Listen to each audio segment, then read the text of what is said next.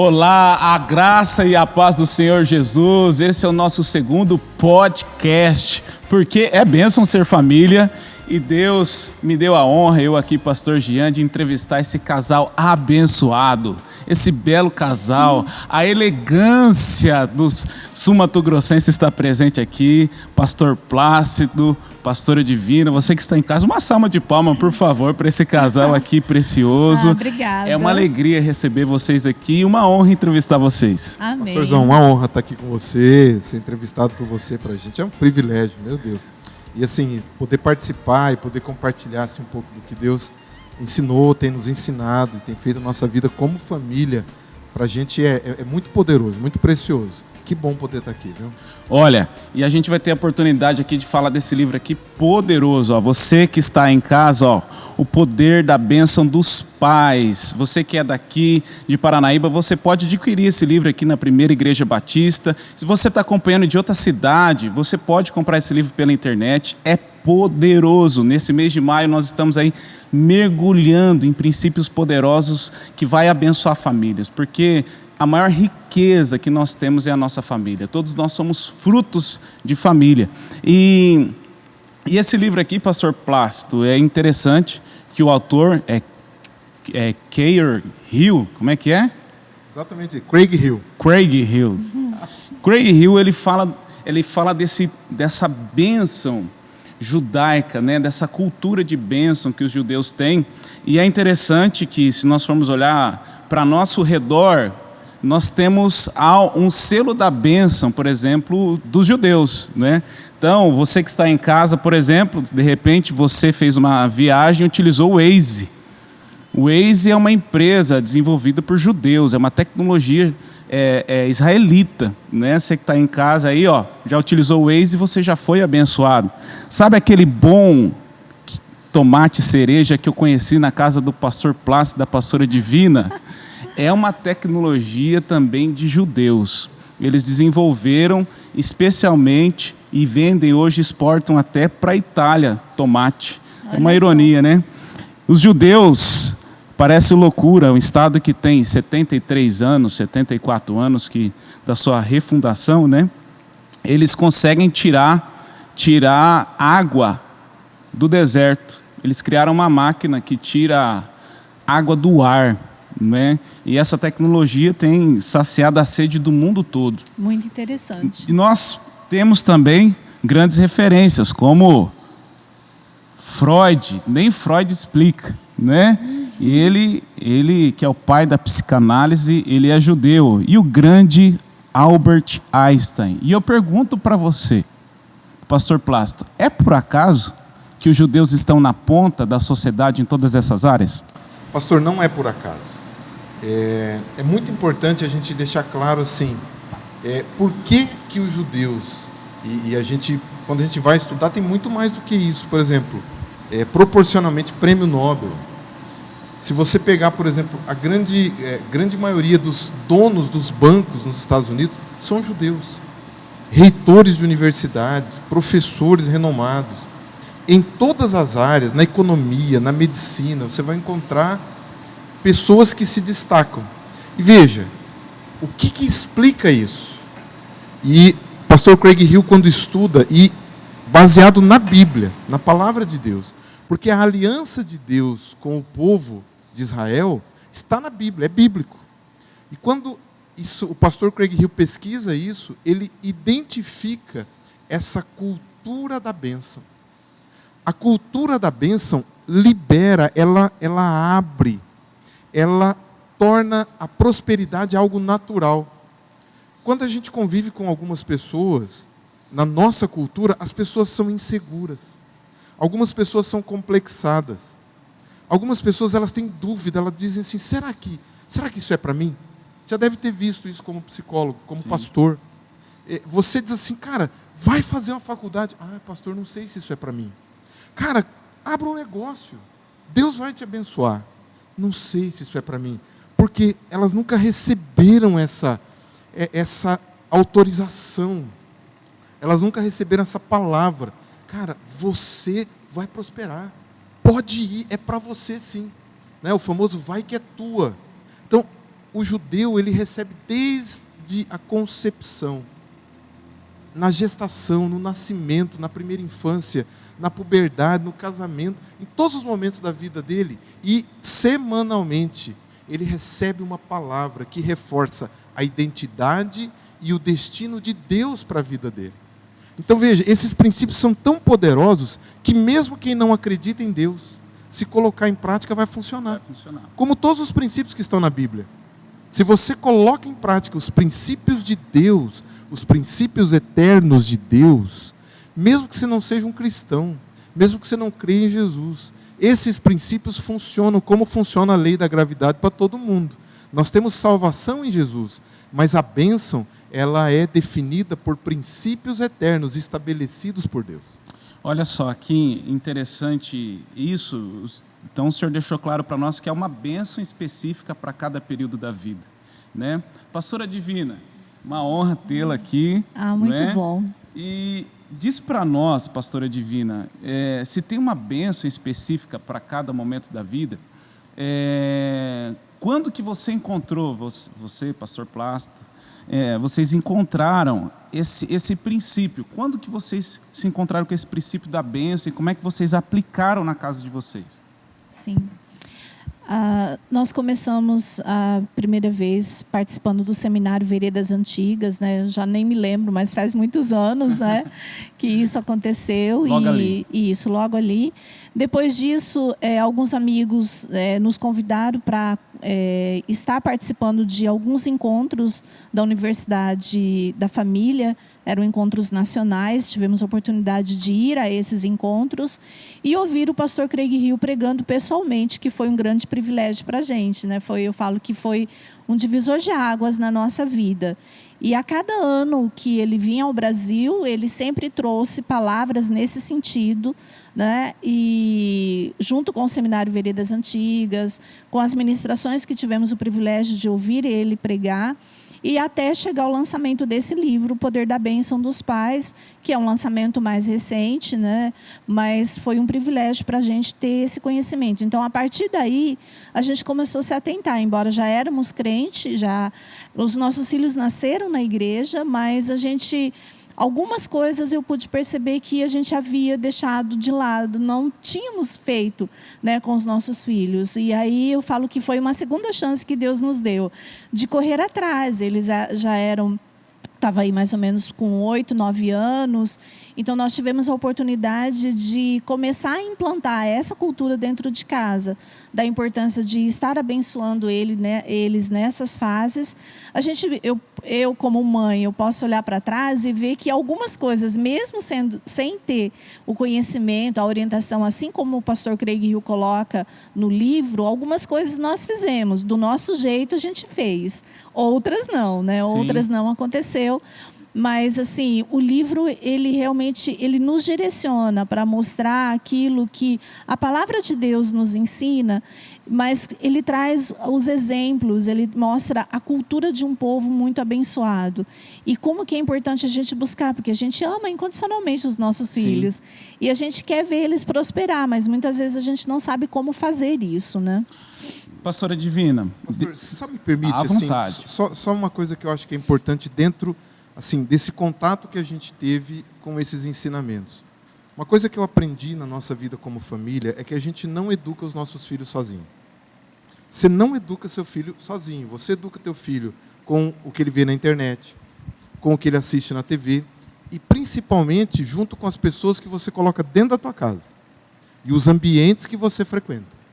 Então, nós fomos muito abençoados ao convivermos com pessoas que nos deram, assim, dicas práticas e nos deram exemplos práticos de como implantar essa cultura de bênção.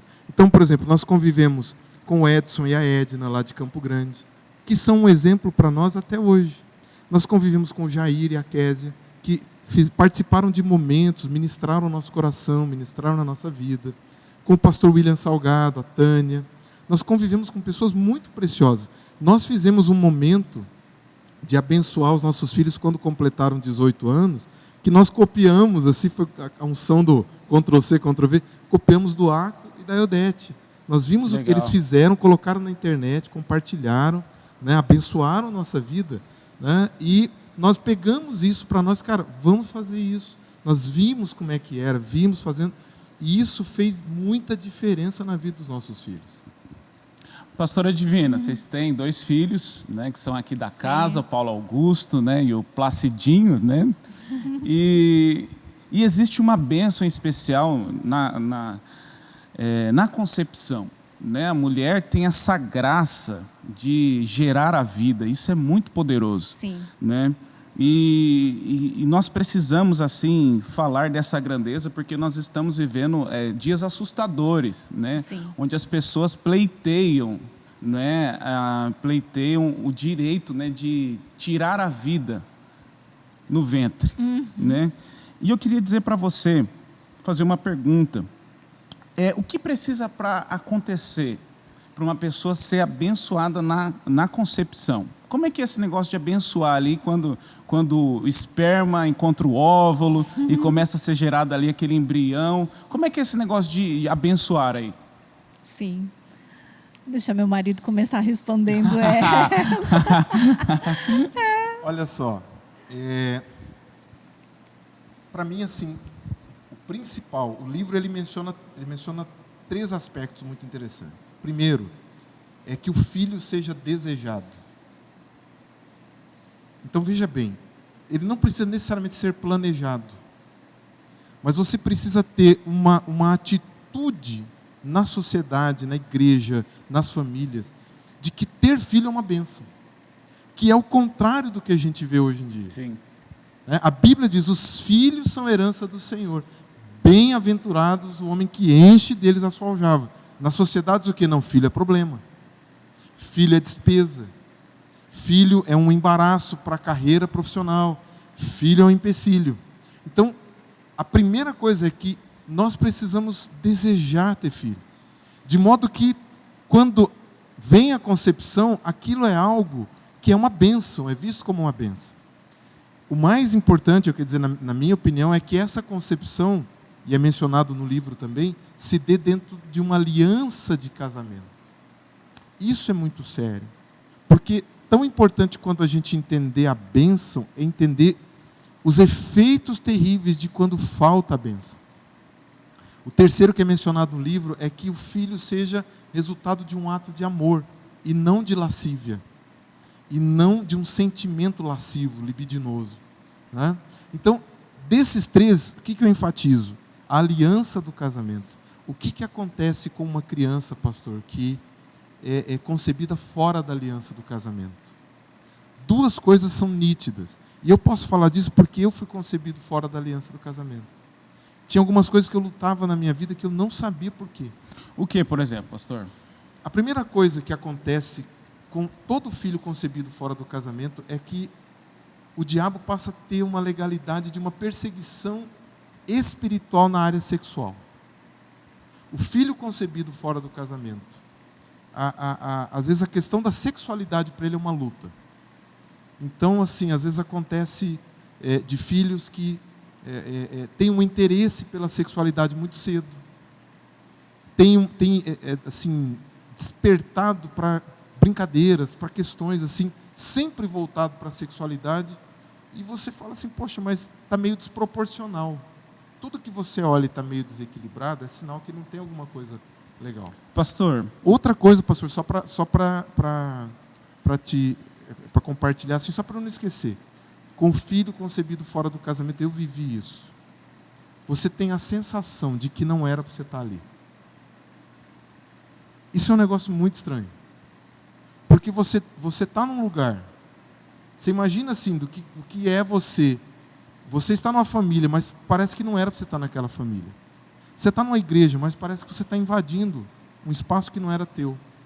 Você está na escola, você se dá bem, você tem até bons resultados, mas parece assim que é a síndrome do impostor. Vão descobrir que não era para eu estar aqui, que aqui não é o meu lugar. A sensação de que aqui não é o meu lugar, ela muitas vezes vem de questões psicológicas e tal, mas muitas vezes é algo espiritual. Porque aquele filho foi concebido fora da aliança de casamento. Por isso eu quero deixar assim uma dica. para que as pessoas estejam atentas às nossas ministrações, para que a gente tenha momentos de aquele filho que foi concebido fora da aliança do casamento poder ser trazido para dentro dessa aliança de bênção. Isso é muito poderoso. Eu faço a pergunta para os dois, assim, completando. Nós estamos vivendo um paradoxo na sociedade que nunca se teve a qualidade de vida que tem hoje. Recurso médico, qualidade na escola, internet, enfim.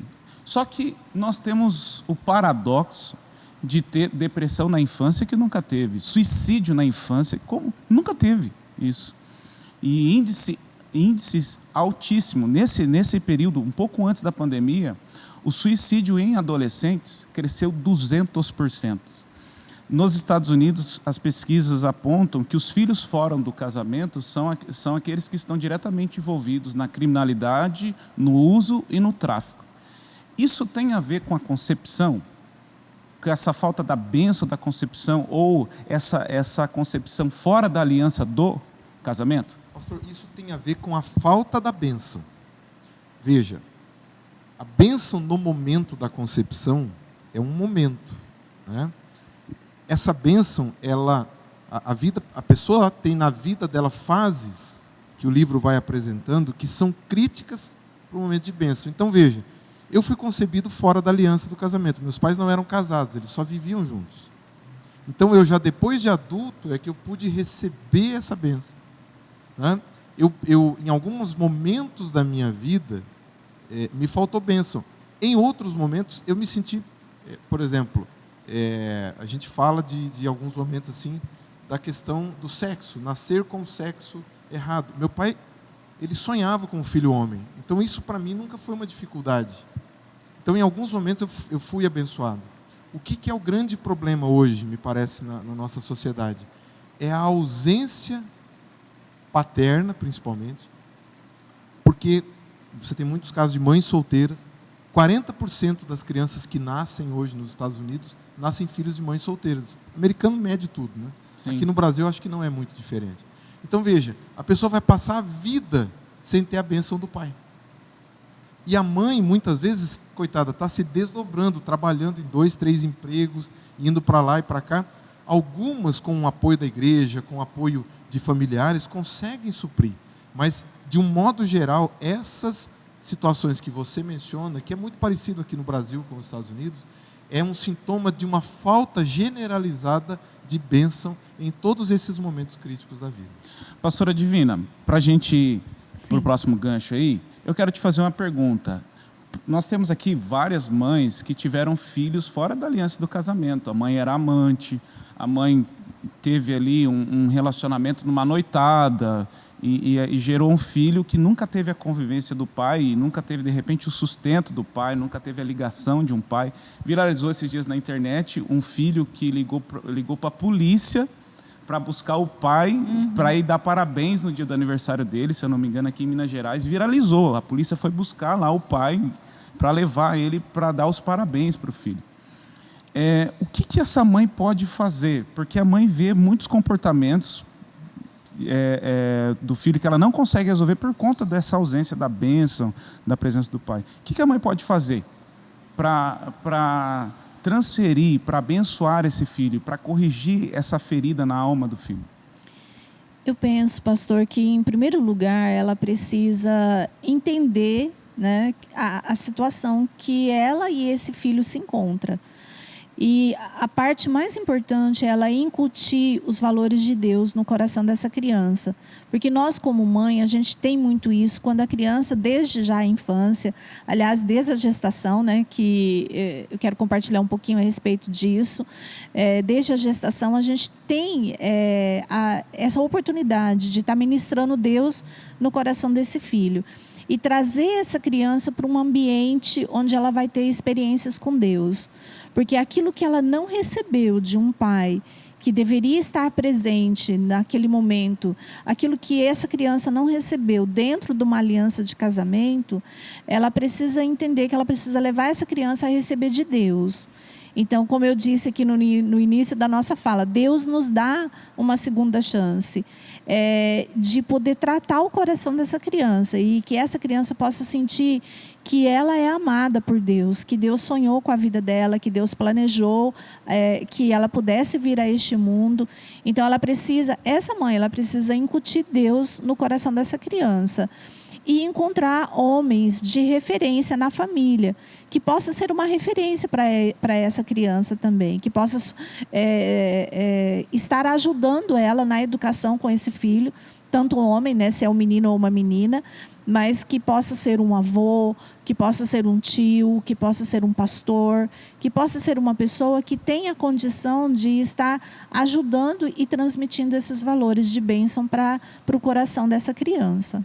A gestação, ela talvez seja uma das maiores propagandas hoje da internet, Sim. seja a gestação. Né?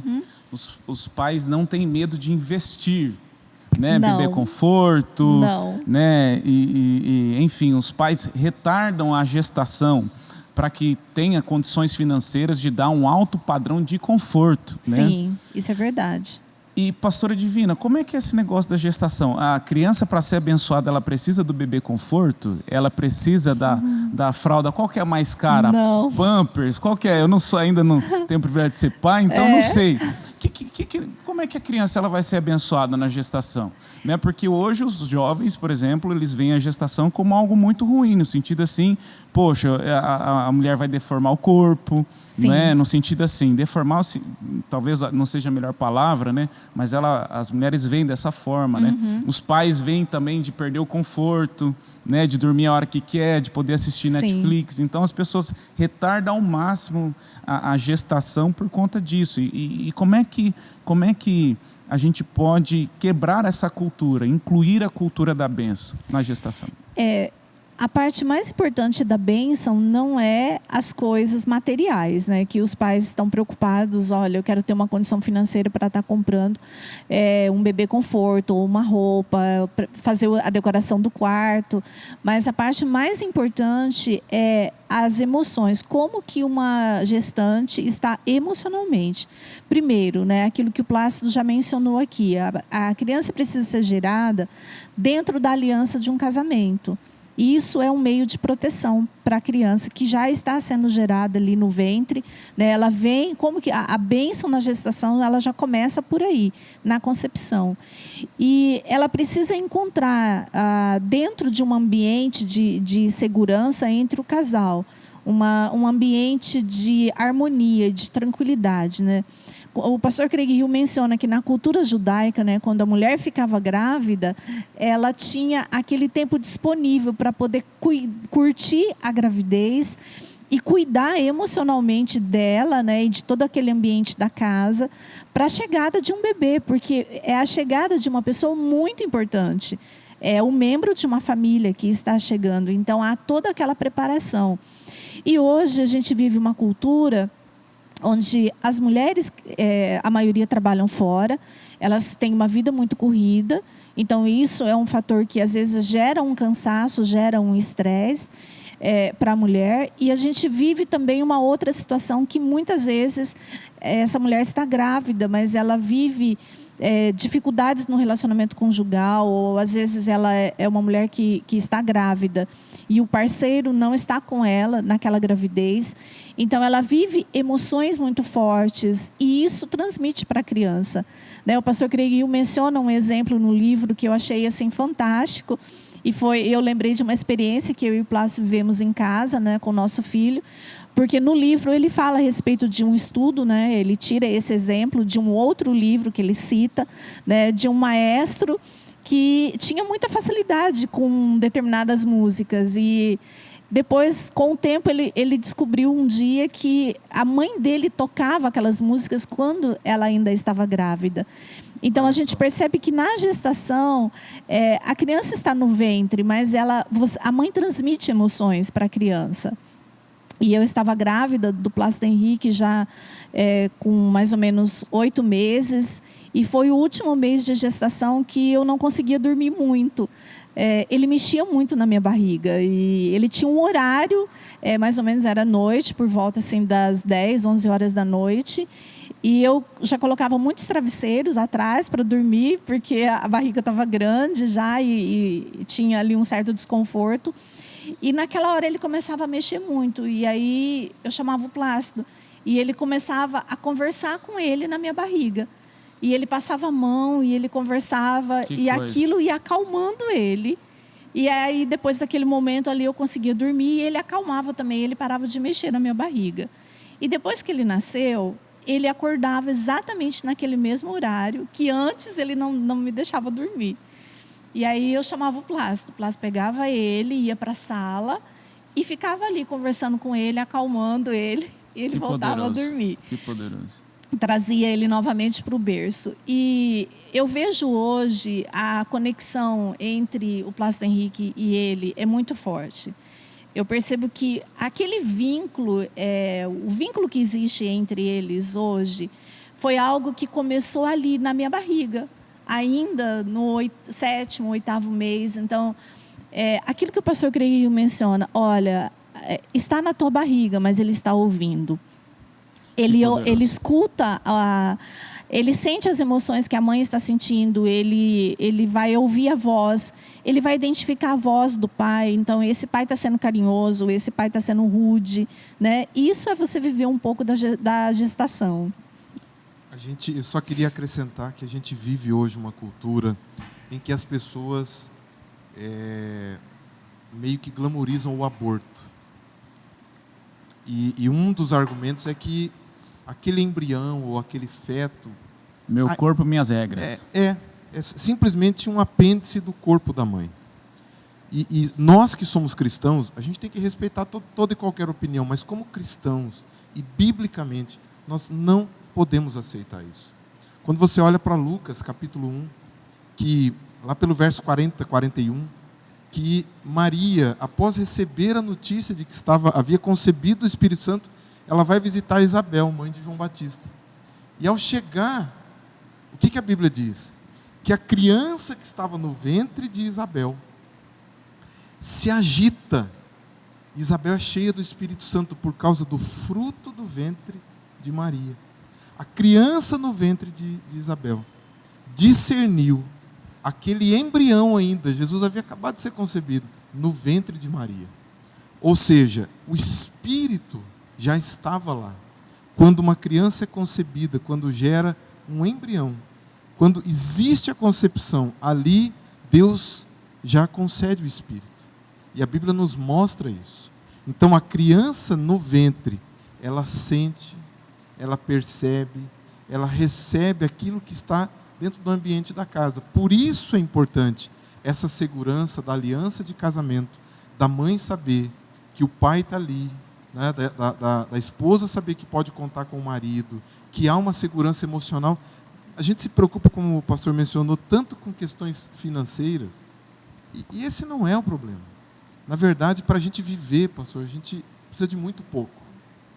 Mas o grande problema é você saber que há um ambiente onde há um pai, há uma mãe, onde se busca Deus, onde ali se busca a presença do Espírito Santo, onde o Espírito Santo de Deus habita naquele lugar, onde a glória de Deus se manifesta.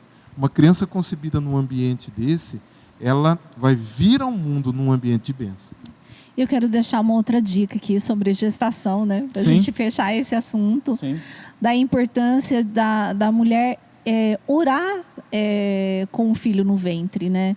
De você estar orando todos os dias, dela ouvir isso, e do pai também orar pelo filho no ventre. Dele tocar, dele abençoar, dele dizer, olha, você é bem-vindo. Então, quando ele fala a respeito de bênção, eu acho que isso são coisas assim, do dia a dia, são dicas práticas, né, que eu posso deixar aqui para quem está assistindo. Ore pelo seu filho quando ele está no ventre. Converse com ele, porque isso vai gerar um sentimento no coração. Você já vai estar transmitindo, né, valores e sentimento. Ele vai ouvir o tom da sua voz. Ele vai vir... A gente fez isso com Paulo Augusto, né? Eu falo que A gente teve uma experiência que eu fiz um ultrassom e o médico disse que ele dormia muito. Ele falava, ele não mexia, né? Ao contrário do irmão que mexia muito, ele não mexia muito na minha barriga. E o médico diz, mas ele está dormindo. Porque eu já estava mais madura, já na segunda gravidez. E nós colocamos muito isso em prática. A gente orava muito por eles. Então, isso transmite para eles, ele sente, né? Quando a criança, a gente falando a respeito de aborto, quando a criança sente que ela está sendo rejeitada, ela não deveria estar ali, ela veio na hora errada, ela veio no momento errado, o pai não quer, a mãe sofre com aquilo, às vezes passou pela cabeça de abortar, de tirar essa criança, né? Todos esses sentimentos, ela vai ficando ali. Pastora, deixa eu pegar um gancho. Sim. Eu quero apresentar, talvez, as gravidezes mais famosas do Brasil, que é referencial para todos. Sim. Né? Eu quero te mostrar algumas fotos e eu quero que você diga para mim a sua percepção a respeito disso. Por exemplo, a gente tem vários jovens aqui que estão assistindo. Talvez essa seja a gestação mais famosa do Brasil, que é de um grande youtuber que se divorciou há pouco tempo. Sim. Né? E engravidou a namorada. E nós temos aí alguns valores, né? Um filho no namoro, né? Pós-divórcio, né? E também a exposição que nós vemos hoje das mulheres grávidas, né? Com roupas íntimas, né? Publicando a foto, né? A segunda, talvez mais famosa, seja essa aqui, de um pai cristão que prega em muitas igrejas, inclusive, que é uma gestação de famosos, né? Que muitas vezes expõe a nudez no período da gestação ou a perfeição do corpo da mulher no período da gestação. Pastora Divina, isso contribui com a gestação? Para cristão é assim, porque a gente pode olhar que tem muitos irmãos que curtem essas fotos, né? Aprovando esse tipo de comportamento na gestação.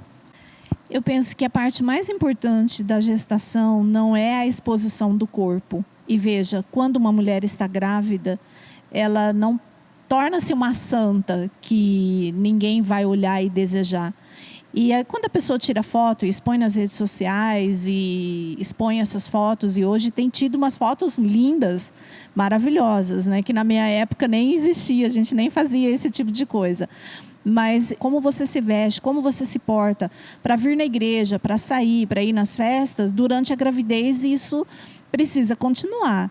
E é bonito. Então, se você quer tirar foto, você pode tirar essas fotos, mas que sejam fotos reservadas para você, para o seu esposo, que você possa mostrar para o teu filho quando ele crescer, olha, como eu fiquei quando eu estava grávida de você. E quando você vai expor para as redes sociais, exponha algo que você esteja com o teu corpo coberto, né? Então, eu penso que a mulher precisa ter esses cuidados, né? A gente não deixa, não muda, né? Só porque você está grávida. Então, esse comportamento não abençoa. Não abençoa. O filho. Existe uma outra preocupação. A gente está querendo transmitir valores de bênção. A mulher na gestação, ela precisa ter outras preocupações.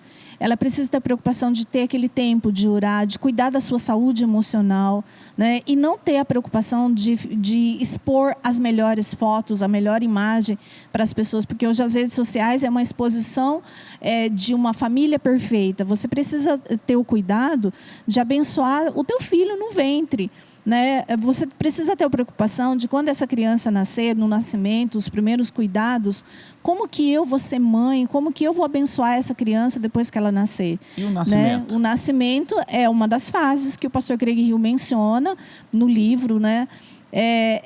O momento onde a mãe ela transmite os primeiros cuidados.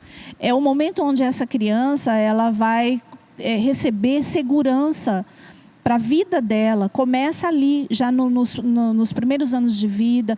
Quem é que vai cuidar de mim? Essa é uma pergunta que os pais precisam transmitir essa resposta para o coração da criança. E a mãe, ela tem uma função muito importante nessa fase, porque é a fase do cuidado, da amamentação. É a fase que você tem aquele tempo de qualidade, né? E muitas mulheres conseguem tirar uma licença maternidade e passar um tempo.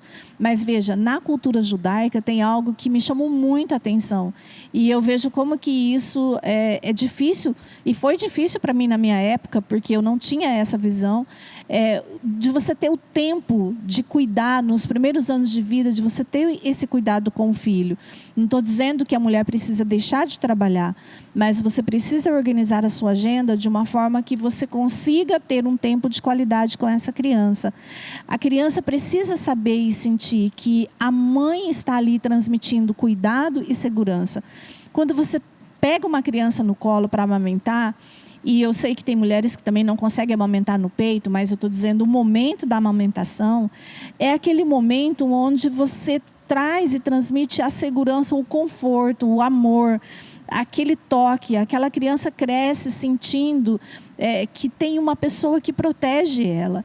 E o pai interage muito nessa fase, mas é uma fase que é muito importante a mãe ter esse tempo de qualidade.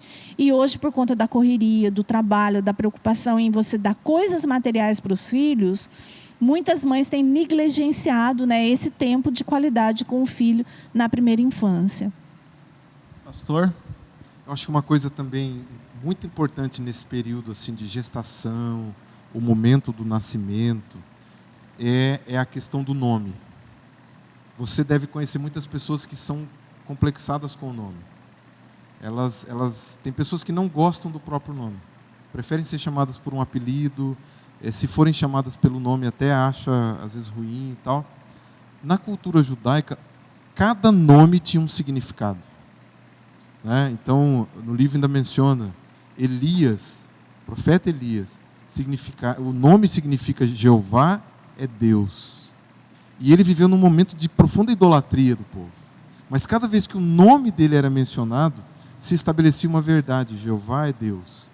Daniel, né, levado cativo, né, para um outro país, para uma outra cultura, o nome significa Deus é meu juiz.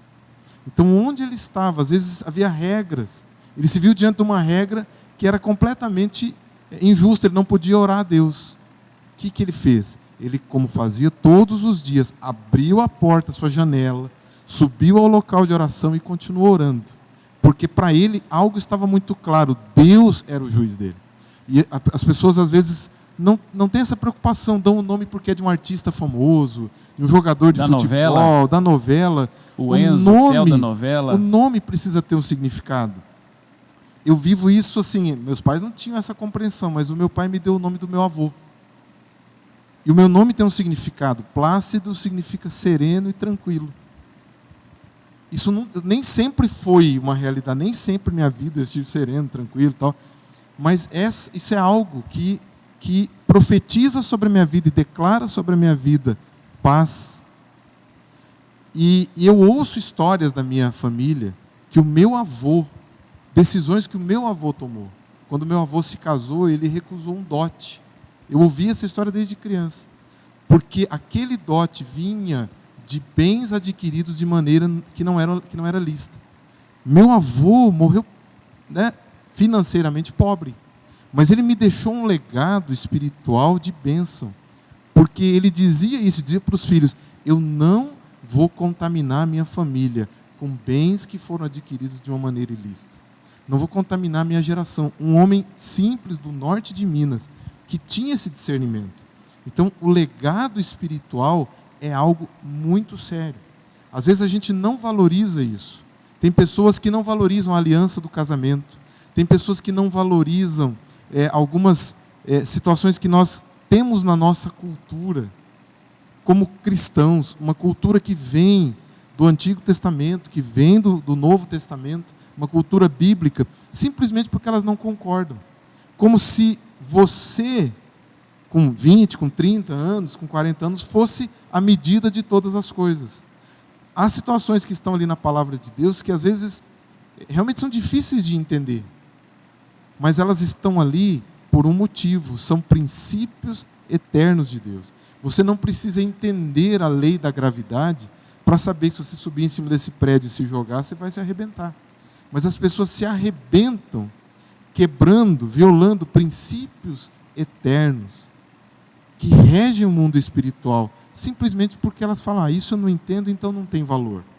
Nem sempre é algo que eu não consigo compreender totalmente, não tem uma eficácia real na minha vida.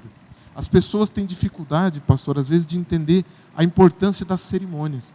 Na nossa cultura brasileira, a gente é muito informal. A gente faz tudo informalmente. Agora, veja, em cada cultura nós vamos encontrar, não é só na cultura judaica.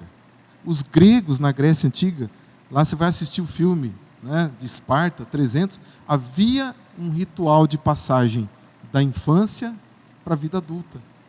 Você vai encontrar isso nos aborígenes, lá na Austrália, nos indígenas na América.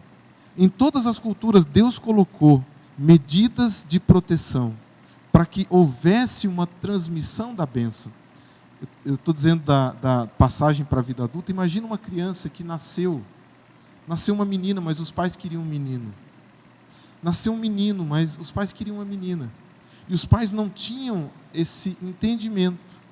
E quantas vezes o filho foi rejeitado porque ele nasceu supostamente com o sexo que os pais não queriam. E ele sente que ele é um erro. Ele sente que ele nasceu com o sexo errado. Quantos desses filhos vão buscar uma aceitação em tantas coisas erradas, inclusive no homossexualismo? Pastor, quando o senhor fala de ritual de passagem, de abençoar, é fazer mêsversário? É isso que o senhor está falando? Não, não é disso. O que é isso? Quando a gente olha para a cultura judaica, o que acontecia quando uma criança nascia? No 8º dia, ela era levada diante do sacerdote, ela era circuncidada, os pais a abençoavam. E eu quero chamar a atenção para isso. Deus colocou uma autoridade sobre os pais para abençoar os filhos. A igreja vai abençoar os órfãos e as viúvas.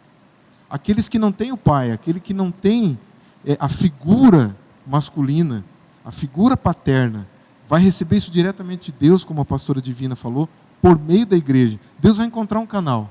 Mas quando eu estou lá, pai, na minha casa, eu não posso terceirizar isso para o pastor de jovens. Eu não posso terceirizar isso para o pastor da igreja. É um momento de termos realmente um memorial, uma cerimônia em que aquela criança nasceu e ela é recebida com alegria, com festa. Assim como acontecia na cultura judaica, nasceu um filho de Abraão, Isaac e Jacó, nasceu um judeu.